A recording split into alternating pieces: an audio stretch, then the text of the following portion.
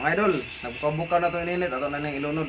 O yan ni mga idol, ilunod dito matanggal jud yung mga kamot. Kamukinto man eh.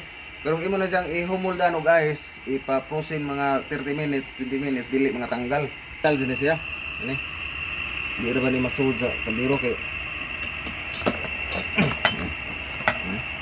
tungkol sa kadako, di masigo.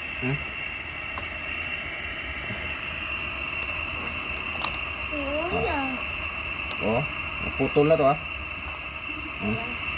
Naputol na yung mga kamot. Yung sa kadako mga idol, di magsilbi. Di masud. Kana, sud na. Kana putol lang uban to ha. Oh, putol yun na siya.